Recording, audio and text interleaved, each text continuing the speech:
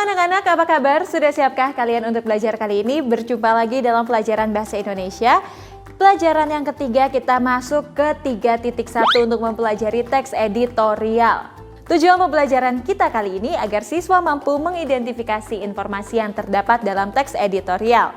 Sekarang saatnya kita memulai pelajaran kita. 1. Identifikasi informasi. A. Teks editorial. Masih ingatkah kamu tentang teks editorial? Dalam surat kabar, kamu akan menemukan sebuah kolom editorial atau tajuk rencana yang berisikan kupasan masalah aktual atau peristiwa yang baru saja terjadi dan masih menjadi pembicaraan publik. Menurut KBBI, pengertian dari editorial adalah artikel dalam surat kabar atau majalah yang mengungkapkan pendirian editor atau pimpinan surat kabar atau majalah tersebut mengenai beberapa pokok masalah.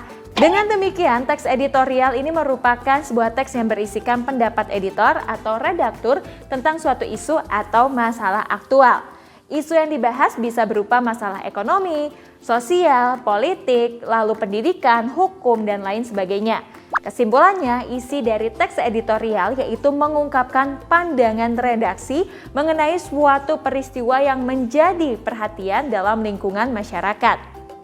Kita akan mempelajari ciri-ciri teks editorial. Ini adalah ciri-cirinya sebagai berikut ya anak-anak. Yang satu, berisi pendapat redaksi tentang suatu peristiwa aktual dan faktual. Yang kedua, berisi ulasan permasalahan yang berskala nasional atau internasional. Lalu yang ketiga, bersifat subjektif, logis, dan juga sistematis. Yang keempat, menggunakan bahasa formal atau resmi. Dan yang kelima, menggunakan kalimat yang singkat, padat, dan jelas sehingga menarik untuk dibaca. Berikutnya kita mempelajari struktur teks editorial. Struktur dari teks editorial ini tersusun sebagai berikut. Yang pertama, pernyataan pendapat. Pernyataan pendapat atau thesis statement ini berisi pendapat dari sudut pandang penulis tentang isu atau masalah yang dibahas. Yang kedua, argumentasi. Argumentasi atau argumentation ini berisi alasan logis atau bukti-bukti berdasarkan fakta yang digunakan untuk memperkuat pernyataan pendapat penulis. Biasanya terdiri dari beberapa paragraf dan bentuknya bisa berupa data hasil penelitian, pernyataan para ahli, atau fakta-fakta referensi terpercaya. Argumentasi disajikan agar dapat memengaruhi dan meyakinkan pembaca. Yang ketiga, penegasan ulang atau reiteration. Berisi penegasan ulang pendapat penulis yang telah dikemukakan dalam bagian argumentasi. Berikutnya kita akan mempelajari kaidah kebahasaan teks editorial. Kaidah-kaidah kebahasaan dalam teks editorial adalah sebagai berikut. 1. Memiliki kalimat utama dalam setiap paragraf. Kalimat utama yang dimaksud adalah kalimat yang mengandung gagasan pokok dalam sebuah paragraf. Yang kedua, menggunakan adverbia frekuensi. Terdapat kata keterangan yang menyatakan intensitas suatu kegiatan, contohnya kata selalu, biasanya, kadang-kadang, kerap, sering, jarang, sebagian besar waktu, dan lain-lain. Berikutnya, menggunakan konjungsi untuk menata argumentasi. Kata konjungsi tersebut adalah untuk menyatakan urutan terjadinya sebuah peristiwa. Contohnya kata pertama, kedua, kemudian, atau berikutnya. Berikutnya yang keempat, menggunakan konjungsi untuk memperkuat argumentasi. Kata konjungsi yang digunakan adalah untuk menyatakan tambahan argumen dari pernyataan argumen sebelumnya. Contohnya kata justru, bahkan, juga, dan lagi pula, dan selain itu. Berikutnya yang kelima, menggunakan konjungsi untuk menyatakan harapan. Konjungsi yang digunakan terdiri dari dua bagian kalimat, yaitu kalimat pertama berisi pernyataan dan kalimat kedua berisi tujuan atau harapan. Yang keenam, menggunakan verba material, relasional, dan mental. A. Verba material menyatakan perbuatan secara fisik, misalnya berjalan atau mendayung. Berikutnya verba relasional menyatakan hubungan antara intensitas mengandung pengertian A adalah B. Lalu sirkumstansi mengandung pengertian A di dalam B, lalu milik mengandung pengertian A mempunyai B. Intensitas termasuk kategori verba relasional identifikatif, yaitu terdapat partisipan token yang teridentifikasi atau identified dan nilai atau value sebagai pengidentifikasi atau identifier. Contohnya sebagai berikut ini ya anak-anak. Lisa adalah siswa teladan. Lisa ini adalah token. Siswa ini adalah nilai. Ini adalah verba relasional identifikasi. Dan milik termasuk kategori verba relasional atributif, yaitu terdapat partisipan penyandang atau carrier dan sandangan atau atribut. Contohnya, Lisa memiliki sepeda baru. Lisa ini adalah penyandang, sepedanya ini adalah sandangan. Ini adalah verba relasional atributif. Contoh berikutnya, kuda mempunyai 4 kaki. Kuda ini penyandang, sedangkan 4 kaki ini adalah sandangan, yaitu verba relasional atributif. Menggunakan verba material, relasional, dan mental. Berikutnya, verba mental menerangkan persepsi, afeksi, dan juga kognisi. Persepsi contohnya merasa, melihat, menyentuh. Afeksi contohnya sedih, suka, khawatir. Kognisi contohnya berpikir, memahami, mengerti, menganalisis. Dan pada verba mental terdapat partisipan pengindra atau sensor dan fenomena. Contohnya menurut saya ini pengindra. Contoh lainnya, ahli gizi mempercayai bahwa ahli gizi di sini adalah penyandang. Yang ketujuh, menggunakan beraneka ragam kosakata. Teks editorial menggunakan kata-kata yang jarang digunakan dalam kehidupan sehari-hari seperti subsidi, siklus, mancakrida, entitas, paradigma, esensial, atau analogi. Berikutnya kita mempelajari cara mencari informasi dalam teks editorial. Teks editorial ini ditulis untuk mengungkapkan gagasan atau pandangan terhadap sesuatu hal yang mewakili sebuah koran atau majalah. Untuk mencari informasi yang terdapat dalam teks editorial, haruslah memperhatikan hal-hal berikut ini. 1. Memahami judul teks. 2. Membaca teks dengan teliti dan saksama. 3. Memperhatikan struktur dan kaidah teks. 4. Mencari ide utama yang terdapat dalam teks. 2. Menyeleksi ragam informasi. Menyeleksi ragam informasi ketika menulis teks editorial, penulis haruslah dapat mengidentifikasi isu atau permasalahan yang berisi sebuah informasi. Isu tersebut harus dilihat dari sudut pandang yang berbeda, sehingga penulis dapat menawarkan beberapa solusi untuk menyelesaikan permasalahannya. Menulis sebuah teks editorial dapat dikatakan menyebarluaskan gagasan penulis kepada masyarakat umum. Oleh karena itu, penulis harus berusaha untuk dapat memengaruhi dan meyakinkan masyarakat dengan berbagai argumentasi yang berdasarkan data dan fakta. Kendati demikian, penulis harus tetap selektif dalam memilah-milah informasi yang akan diberikan kepada masyarakat. Dengan beragamnya informasi yang tersedia, maka langkah-langkah untuk menyusun sebuah teks editorial yaitu 1. Menentukan tema. Sebaiknya memilih isu aktual yang tengah menjadi perbincangan masyarakat untuk dijadikan tema tulisan. Isu dapat diperoleh dari membaca berita, menonton televisi, diskusi, atau dari media-media lainnya. 2. Mengumpulkan data. Setelah memilih isu dan menentukan tema tulisan, selanjutnya adalah mengumpulkan data dan menuliskannya. Data dapat diperoleh dari buku, internet, wawancara, dan lain-lain. Yang ketiga, membaca dan menyaring data. Data yang telah dikumpulkan hendaknya dibaca kembali dan diseleksi yang sesuai dengan tujuan dan dapat memperkuat tulisan. Yang keempat, memberi judul tulisan. Harus memilih judul tulisan yang unik dan bagus agar dapat menarik perhatian pembaca. Judul teks editorial dapat berupa pernyataan atau pertanyaan. Yang kelima, menyatakan pendapat. Pandangan penulis mengenai isu yang dibahas ditempatkan pada bagian pembuka teks, yaitu pernyataan pendapat dengan kalimat yang menarik. Yang keenam, argumentasi. Bagian argumentasi dianggap sebagai jantung sebuah teks editorial karena argumentasi menyajikan data dan alasan-alasan yang memperkuat pendapat penulis guna meyakinkan pembaca. Oleh karena itu, bagian ini sangatlah penting. Ragam informasi. Informasi yang terdapat dalam teks editorial adalah sebuah data. Data tersebut dapat berupa pengetahuan, keterangan, pemberitahuan, atau berita yang diolah agar memberi manfaat bagi para pembaca. Manfaatnya antara lain membantu pembaca untuk mengerjakan tugas, melaksanakan kegiatan, menambah pengetahuan, memberikan pertimbangan dalam pengambilan keputusan, dan lain sebagainya.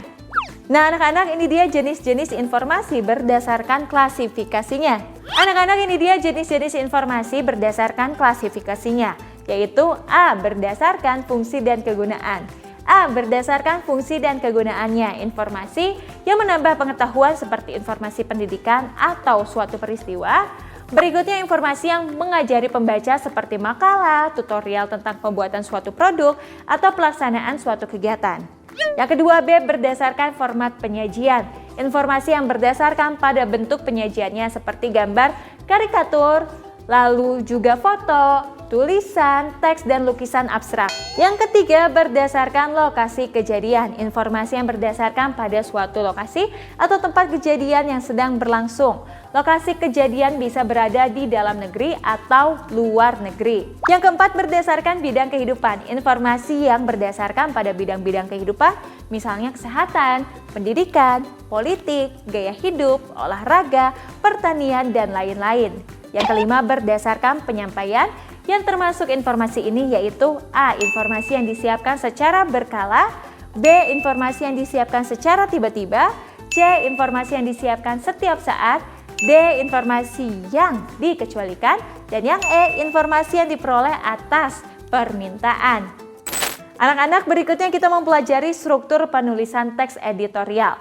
Struktur penulisan teks editorial. Untuk menulis sebuah teks editorial terdapat beberapa struktur yang dapat digunakan, yaitu 1. Lead atau teras berita. Penulis memberikan penjelasan yang objektif mengenai suatu isu atau masalah berdasarkan prinsip 5W1H. Yang kedua, menyampaikan pendapat dari pihak-pihak yang bertentangan atau kontra dengan penulis terlebih dahulu. Berikutnya, yang ketiga, menyanggah pendapat dari pihak kontra tersebut berdasarkan fakta atau data yang mendukung pendapat penulis. Yang keempat, menyampaikan alasan logis lainnya untuk mempertahankan dan memperkuat pendapat penulis. Dan yang kelima, menyimpulkan dengan jelas sehingga dapat meyakinkan pembaca atas pendapat penulis yang telah disampaikan. Anak-anak, kita akan mempelajari menganalisis struktur dan kebahasaan teks editorial. A. Menganalisis isi teks editorial. Ketika kamu melakukan kegiatan analisis terhadap sebuah teks, maka kamu meneliti, mencermati, dan memeriksa segala sesuatu tentang teks tersebut. Hal-hal yang harus diperhatikan untuk menganalisis isi teks editorial yaitu 1. Isi. Mencermati hal-hal yang menjadi sorotan penulis seperti masalah sosial, politik, ekonomi, hukum, kebudayaan, dan lain sebagainya.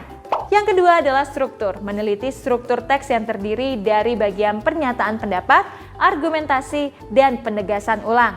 Yang ketiga adalah bahasa, memperhatikan unsur-unsur kebahasaan seperti adverbia atau kata keterangan, konjungsi, kata sambung, verba, kata kerja, juga kosakata yang digunakan dalam teks. Berikutnya B. Struktur teks editorial. Bagian-bagian yang dianalisis dalam struktur teks editorial dapat dilihat pada contoh-contoh berikut. 1. Pernyataan pendapat. Contohnya, maraknya produk palsu yang beredar di masyarakat sudah bukan hal yang aneh lagi. Salah satunya adalah produk kosmetik dengan harga jual yang jauh lebih murah dari harga produk aslinya. Namun, memakai kosmetik palsu ternyata sangat berbahaya bagi konsumen. Berikutnya, argumentasi. Contohnya, tingginya angka permintaan terhadap kosmetik dimanfaatkan oleh oknum-oknum tak bertanggung jawab. Mereka memproduksi kosmetik tiruan yang menyerupai aslinya dan dijual dengan harga miring. Padahal bahan-bahan kimia yang mereka gunakan untuk produksi kosmetik palsu tersebut tidak terjamin keamanannya. Efek pemakaian produk kosmetik palsu yaitu bisa menyebabkan gangguan kesehatan kulit, gangguan hormonal, gangguan memori, hingga kanker. Berikutnya yang ketiga, penegasan ulang. Contohnya, informasi mengenai bahaya kosmetik palsu ini sudah tersebar luas di masyarakat. Polisi pun giat melakukan pemeriksaan dan penyitaan kosmetik palsu secara rutin. Kini, masyarakat sendiri yang harus aktif melakukan cek dan recheck terhadap produk kosmetik yang dijual bebas. Jangan tergiur dengan harga murah dan membeli produk kosmetik yang palsu karena berbahaya bagi kesehatan. Berikutnya, kebahasaan teks editorial. Bagian-bagian yang dianalisis dalam struktur teks editorial dapat dilihat pada contoh-contoh berikut ini. 1. Penggunaan adverbia. Contohnya, telah beberapa kali pencurian motor terjadi di perumahan elit itu. Di sini yang digarisbawahi adalah beberapa. Yang kedua, penggunaan konjungsi. Kata sambung digunakan untuk menunjukkan urutan peristiwa atau sebagai penghubung antar kalimat. Contohnya, A. Konjungsi pengakibatan. Gangguan mental yang dialami cukup parah sehingga ia harus dirawat di rumah sakit jiwa. Yang digarisbawahi di sini adalah sehingga. Berikutnya yang B, konjungsi penggabungan. Contohnya adalah kami sekeluarga pergi berlibur ke Bali dan menginap selama 3 hari. Contoh berikutnya, Lisa mengikuti ujian praktik SIM A lagi meski ia gagal berulang kali. Yang digarisbawahi adalah lagi. Contoh berikutnya, Surya menyumbangkan novel-novelnya ke perpustakaan gratis. Lagi pula, ia sudah tak membutuhkannya. Yang digarisbawahi adalah lagi pula. Berikutnya, C. Konjungsi perlawanan. Contohnya, ayah Lisa bekerja sebagai arsitek, sedangkan ibu Lisa bekerja sebagai editor. Yang digarisbawahi adalah sedangkan. Berikutnya, contohnya, walaupun peraturan tentang narkoba telah ditetapkan, masih banyak saja remaja yang melanggar peraturan tersebut. Yang digarisbawahi adalah walaupun. Berikutnya, harga kosmetik palsu memang sangat murah, namun berbahaya bagi kesehatan konsumen. Di sini yang digarisbawahi adalah namun. Berikutnya, konjungsi tujuan. Contohnya, Lisa rajin berolahraga agar tetap sehat dan bugar setiap hari. Yang digarisbawahi adalah agar. Surya datang lebih awal saat kuliah supaya bisa duduk paling depan. Yang digarisbawahi adalah supaya, karena itu adalah tujuan. Nah anak-anak, yang ketiga ada penggunaan verba. Kata kerja yang digunakan adalah verba yang menyatakan perbuatan fisik atau peristiwa. Contohnya, tahun lalu polisi menyita kosmetik palsu yang beredar di masyarakat senilai 10 miliaran rupiah. Yang digarisbawahi adalah menyita. Contoh berikutnya, program vaksin gratis untuk masyarakat umum sudah dilaksanakan sejak 2 tahun lalu. Anak-anak, berikutnya yang keempat, penggunaan kosakata. Kosakata yang digunakan adalah istilah-istilah atau kata-kata yang tidak umum agar memiliki daya pikat. Contohnya legitimasi, yaitu pengesahan konten, yaitu informasi yang tersedia melalui media atau produk elektronik. Berikutnya subsidi, yaitu bantuan uang dan sebagainya kepada yayasan, perkumpulan dan sebagainya, biasanya dari pihak pemerintah. Berikutnya entitas, yaitu satuan yang berwujud atau wujud dan apresiasi, yaitu penilaian penghargaan terhadap sesuatu. Nah anak-anak, kita akan mempelajari merancang teks editorial dengan memperhatikan struktur dan kebahasaan baik secara lisan maupun tulis. Yang pertama, A. Langkah-langkah menulis teks editorial. Langkah-langkah yang perlu dilakukan untuk menulis sebuah teks editorial yaitu 1. Menentukan tema. Tema dapat ditentukan dari memilih isu atau masalah yang tengah menjadi perbincangan masyarakat. Isu atau fenomena tersebut dapat diperoleh melalui media cetak ataupun elektronik, diskusi, juga wawancara. Contohnya, pentingnya kegiatan pramuka sebagai pendidikan karakter pelajar. Berikutnya, yang kedua, mengumpulkan data. Setelah tema ditentukan, selanjutnya adalah mengumpulkan data sebanyak mungkin dari berbagai sumber. Bisa dari buku, internet, wawancara, dan lain-lain. Untuk tema pentingnya kegiatan pramuka sebagai pendidikan karakter pelajar, dapat mencari data mengenai hal-hal berikut ini. A. Konsep kegiatan pramuka. B. Karakter ideal yang diharapkan. C. Kondisi karakter pelajar tanpa kegiatan pramuka. D. Jenis-jenis kegiatan pramuka. Dan E. Harapan dan pesan moral tentang karakter pelajar. 3. Menyusun teks. Teks disusun berurutan sesuai dengan strukturnya, yaitu pernyataan pendapat, argumentasi, dan penegasan ulang pendapat. Pendapat penulis disampaikan di bagian pembuka teks. 4. Menggunakan argumentasi. Teks disusun berurutan sesuai dengan strukturnya, yaitu pernyataan pendapat, argumentasi, dan penegasan ulang pendapat. Pendapat penulis disampaikan di bagian pembuka teks. Yang kelima, menggunakan bahasa komunikatif. Sangat penting untuk memperhatikan unsur kebahasaan dalam teks editorial. Jika kata-kata dalam teks tidak teratur dengan baik, pembaca akan merasa enggan untuk membacanya. Hindari penggunaan kalimat yang terlalu panjang dan gunakan bahasa yang komunikatif dalam kalimat efektif. Berikutnya yang B, fungsi teks editorial. Fungsi-fungsi teks editorial adalah sebagai berikut ini. 1. Sebagai sarana penyampaian aspirasi dan pendapat masyarakat. 2. Sebagai media pengungkapan fakta di masyarakat yang didukung dengan pendapat penulis. 3. sebagai alat penyampaian informasi dan pendidikan bagi masyarakat. 4. Sebagai acuan untuk perubahan dan perbaikan keadaan serta pemberdayaan masyarakat. Nah anak-anak, itu dia pelajaran kita yang ketiga, 3.1 teks editorial. Sekarang jangan lupa untuk kerjakan latihan yang terdapat dalam buku kegiatanmu. Semangat terus untuk belajar, sampai jumpa di pelajaran berikutnya.